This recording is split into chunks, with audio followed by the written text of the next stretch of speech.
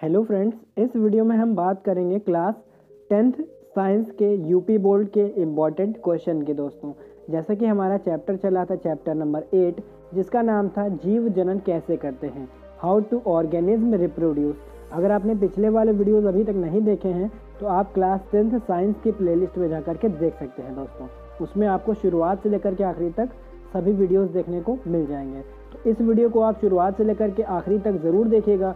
Video बहुत ही interesting होने वाला है आप सभी के लिए दोस्तों। जितने भी नए मेहमान आए हैं हमारे इस वीडियो पे, वो तुरंत हमारे चैनल को सब्सक्राइब करें और बेल आइकन ज़रूर दबाएं, जिससे आने वाले वीडियोस के नोटिफिकेशन आप सभी को आपके फ़ोन में मिल सके दोस्तों। तो आइए जानते हैं वेरी इंपॉर्टेंट क्वेश्चन। हमने अति लघु कंप्लीट कर लिए थे पिछले वाले वीडियो में, अब हम लघु बताते हैं आपको, ठीक है। तो DNA प्रतिकृति का प्रजनन में क्या महत्वपूर्ण होता है, ठीक है, या फिर क्या महत्व है। तो आइए दोस्तों इसका उत्तर लिखते हैं। प्रजनन की मूल घटना DNA की दो प्रतियां तैयार करना। इसके लिए कोशिकाएं रासायनिक अभिक्रियाएं करती हैं, जिससे DNA की दो प्रतियां बन जाती हैं। इन प्रतियों को अलग होने के लिए अलग अलग कोशिकाओं की संरचना की आवश्यकता होती है। DNA की दोनों प्रतियां अलग प्रकार की दो कोशिकाओं का निर्माण करती हैं। इस प्रकार प्रजनन में दो कोशिकाओं को बनाने के लिए DNA प्रकृति आवश्यक है। बस इतना छोटा सा आंसर आपको लिख देना है और 2 नंबर आपको मिल जाने वाले हैं, ठीक है। चलिए दोस्तों नेक्स्ट क्वेश्चन की तरफ चलता हूँ। नेक्स्ट है DNA की प्रकृति बनाना जनन के लिए आवश्यक क्यों है, ठीक है। इसमें हमने इसके बारे में नहीं जाना था, तो आइए जानते हैं दोस्तों इसके बारे में कि बनाना ये आवश्यक क्यों है, ठीक है। तो उत्तर हेडिंग डालेंगे, लिखना स्टार्ट करेंगे। DNA की प्रकृति बनाना जनन के लिए आवश्यक है। यह जनन के लिए मूल घटना है। DNA की दो प्रकृतियों से ही जनक कोशिका की दो कोशिकाएं बनती हैं। ये दोनों प्रकृतियां अलग होना आवश्यक है तथा तभी जनन हो सकता है। इसके लिए एक अलग से कोशिकीय संरचना आवश्यक है।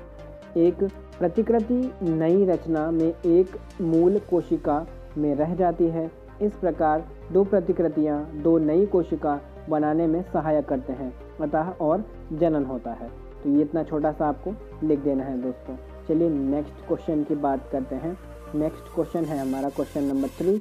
एक कोशिक एवं बहुकोशिक जीवों में जनन पद्धति में क्या अंतर है, ठीक है। तो दोस्तों चलिए इसका लिखते हैं उत्तर। एक कोशिक जीवों में केवल एक कोशिका होती है। सीधी सी बात है, एक कोशिक है तो समझ लो एक कोशिका है, तथा उसमें जनन के लिए अलग से उत्तक या अंग नहीं होता है। उनमें जनक केवल द्विखंडन या बहुखंडन द्वारा हो सकता है। कुछ जीवों जैसे यीस्ट में मुकुलन द्वारा भी जनन होता है। बहुकोशिक में बहुत सी संरचना यानी कि बहुत सी कोशिकाएं पाई जाती हैं। इसमें जनन के लिए अलग से उत्तक का जनन तंत्र होते हैं, अतः इनमें जनन लैंगिक व अलैंगिक दोनों द्वारा प्रकार से हो सकता है, ठीक है दोस्तों। तो ये प्रश्न कंप्लीट हो गया। चलिए नेक्स्ट की तरफ चलते हैं। नेक्स्ट है दोस्तों, मानव में वृषण से क्या कार्य है, ठीक है। तो वृषण के क्या कार्य हैं आइए जानते हैं दोस्तों। मानव में यानी कि नर में प्राथमिक जनन अंग अंडाकार प्रकृति का वृषण होता है। नर में एक जोड़ी वृषण उदर गुहा के बाहर छोटे अंडानुमा मांसल संरचना में रहते हैं, जिसे वृषण कोश कहते हैं। वृषण में शुक्राणुओं तथा टेस्टोस्टेरॉन हार्मोन की उत्पत्ति होती है। वृषण कोश शुक्राणु बनने के लिए उचित ताप प्रदान करता है दोस्तों। ये 2 नंबर का प्रश्न है, इसी साल बोर्ड की परीक्षा में पूछा गया था 2018 की। चलिए नेक्स्ट क्वेश्चन की बात करते हैं। नेक्स्ट क्वेश्चन है ऋतुस्राव क्यों होता है, ठीक है। तो दोस्तों यदि अंडाणु का निषेचन नहीं होता है तो यह एक दिन बाद नष्ट हो जाता है। गर्भाशय में निषेचन अंडाणु को प्राप्त करने की तैयारी करता है। गर्भाशय की दीवार मोटी तथा स्पंजी हो जाती है, लेकिन निषेचन न हो पाने के कारण ये धीरे धीरे टूटती चली जाती है और रुधिर का म्यूकस के रूप में योनि मार्ग से बाहर निकलती है। इस क्रिया को रजोधर्म या ऋतुस्राव कहते हैं, ठीक है। अगर आपसे रजोधर्म पूछ लेगा तो आप एकदम मतलब ये क्वेश्चन मन समझना कि वाला क्वेश्चन नहीं है दोस्तों, यही क्वेश्चन है, ठीक है। इसको ऋतुस्राव भी बोलते हैं और इसको बोलते हैं, इसको योनि या फिर इसे कह सकते हैं हम म्यूकस की जो धीरे धीरे टुकड़ा होते जाते ऋतुस्राव प्रक्रिया में इसे रजोधर्म भी कहते हैं दोस्तों। क्या बोलते हैं इसको, 2 प्रकार से बोलते हैं, रजोधर्म भी और ऋतुस्राव भी। तो अतः ये ऋतुस्राव निषेचन न होने की अवस्था में हो जाता है। तो यहाँ तक कि हम इसका क्वेश्चन का आंसर लिखेंगे। तो 2 नंबर ये वाला प्रश्न था दोस्तों। चलिए नेक्स्ट क्वेश्चन की बात करते हैं। नेक्स्ट है परिवार नियोजन से आप क्या समझते हैं? छोटे परिवार के महत्व को समझाइए।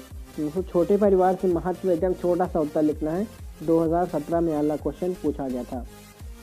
परिवार कल्याण हेतु बच्चों की संख्या सीमित कर परिवार को नियोजित करने की प्रक्रिया को परिवार नियोजन कहते हैं। यदि परिवार में बच्चों की संख्या सीमित होगी तो वह परिवार अधिक सुखी जीवन तथा अच्छा रहन सहन रख सकेगा। बस दोस्तों 2 लाइन का ये उत्तर है और 2 नंबर का प्रश्न है। चलिए नेक्स्ट और लास्ट क्वेश्चन की बात करते हैं। यदि कोई महिला कपास टी का प्रयोग कर रही है, कपास टी एक होती है, उसका प्रयोग कर रही है, तो क्या यह उसकी यौन संचालित रोगों से रक्षा करेगा? ठीक है, 1 नंबर का ये क्वेश्चन है। चलिए दोस्तों, यदि कोई महिला कपास टी का प्रयोग कर रही है तो यह उसकी यौन संचालित रोगों में रक्षा नहीं करेगा। तो आप इसको छोटे से रूप में लिख सकते हो। अगर आप ये इतनी लाइन नहीं लिखना चाहते हो तो एकदम छोटा से लिख देना, नहीं करेगा। ठीक है, ऐसे लिख देना नहीं और ऐसे लिख देने का करेगा। ठीक है, एकदम छोटा सा लिख देना बस दोस्तों। ठीक है, ज़्यादा बड़ा नहीं लिखना है आपको, एकदम छोटा सा लिख देना है। तो चलिए दोस्तों, यहाँ तक कि हमारा पूरा वीडियो ख़त्म कर दिया है। तो ये वीडियो आप पूरा अच्छे से देख लिए होंगे। तो अगर आपने इस वीडियो को अभी तक शेयर नहीं किया है तो तुरंत इस वीडियो को शेयर करें अपने व्हाट्सअप, फेसबुक, ट्विटर, इंस्टाग्राम के जरिए, ताकि इस वीडियो को देखकर आपके सभी दोस्तों की हेल्प हो सके। और दोस्तों जिन्होंने अभी तक चैनल को सब्सक्राइब नहीं किया है वो तुरंत क्लास 10th और क्लास 12th की तैयारी के लिए चैनल को सब्सक्राइब करें और बेल आइकन ज़रूर दबाएं, ताकि आने वाले वीडियोस के नोटिफिकेशन आप सभी को आपके फ़ोन में मिल सके। तब तक के लिए अपना ख्याल रखें। Take care, bye bye.